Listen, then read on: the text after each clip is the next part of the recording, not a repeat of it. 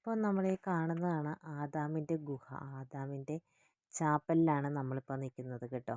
Adam ആരാണെന്നൊക്കെ നിങ്ങൾക്ക് മനസ്സിലായല്ലോ.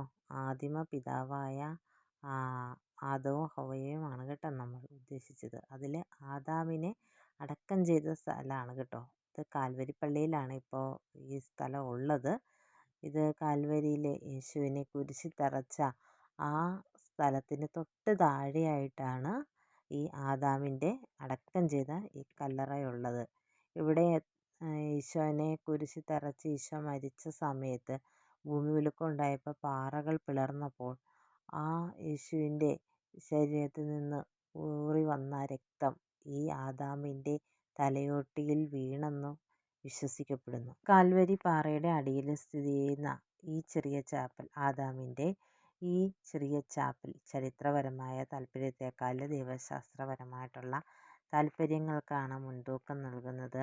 അതുപോലെ തന്നെ മാർബിളില്ല, വെള്ളിയില്ല, വിളക്കുകളോ മതപരമായ ചിഹ്നങ്ങളോ ഒന്നും ഇവിടെ നമുക്ക് കാണാൻ പറ്റുന്നില്ല. പാറ മാത്രമേ കാണാനാവൂ. ഇതിൽ ആഴത്തിലുള്ള ലംബമായ വിള്ളലുകളുണ്ട്. ഇത് പാരമ്പര്യമനുസരിച്ച് പറയുന്നത് യേശുക്രിസ്തുവിൻ്റെ മരണത്തെ തുടർന്നുണ്ടായ യേശുവിൻ്റെ ഈ കുരിശ് മരണത്തിലെ തുടർന്നുണ്ടായ ഭൂചലനത്തിലാണ് ഇത് സംഭവിച്ചത്. അത് നമ്മുടെ ഓരോരുത്തരുടെയും വീണ്ടെടുപ്പിനായിട്ടാണ്, വീണ്ടെടുക്കലിൻ്റെ ഒരു കാര്യമായിട്ടാണ് നമുക്ക് ഇതിൽ നിന്ന് മനസ്സിലാക്കുന്നത്.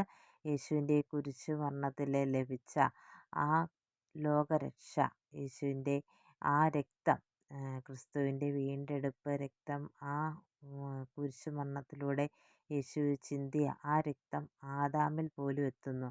അതായത് നമ്മുടെ ആദ്യ മാതാപിതാക്കൾ മുതൽ നമ്മൾ ഓരോരുത്തരിലൂടെയും അടുത്ത തലമുറകളിലൂടെയും എല്ലാവരുടെയും രക്ഷയ്ക്കായിട്ട് ആ പാപപരിഹാരമായിട്ടാണ് ആ യേശുവിൻ്റെ കുരിശ് മരണത്തിൻ്റെ സമയത്ത്, ആ പാറകൾ പിളർന്ന സമയത്ത് അതിലൂടെ ഒഴുകിയെത്തിയ രക്തം ആദാമിൻ്റെ ആ തലയോട്ടിയിൽ വീണപ്പോൾ നമ്മളുടെ എല്ലാവർക്കും വേണ്ടി യേശുവിൻ്റെ ആ കുരിശ് മരണം പാപപരിഹാരമായിട്ട് യേശുവിൻ്റെ ആ മരണം നമ്മുടെ രക്ഷയ്ക്കായിട്ട് മാറി എന്നുള്ളതാണ് ഇതുകൊണ്ട് നമ്മൾ മനസ്സിലാക്കുന്നത്.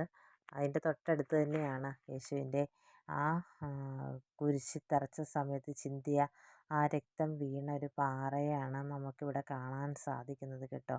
അത് ഈ ആദാമിൻ്റെ ചാപ്പലിൻ്റെ തൊട്ടിപ്പുറത്തായിട്ടാണ് നമുക്കിവിടെ കാണാൻ പറ്റുന്നത്. ഇതെല്ലാം ഇപ്പോൾ ഈ കാൽവരി പള്ളിക്കുള്ളിലാണ് കേട്ടോ. കാൽവരി പള്ളിയുടെ ഉള്ളിലാണ് ഈ സ്ഥലങ്ങളെല്ലാം ഉള്ളത്. യേശുവിനെ കുരിശിൽ തറച്ച ആ കാൽവരിക്ക് താഴെയായിട്ട്.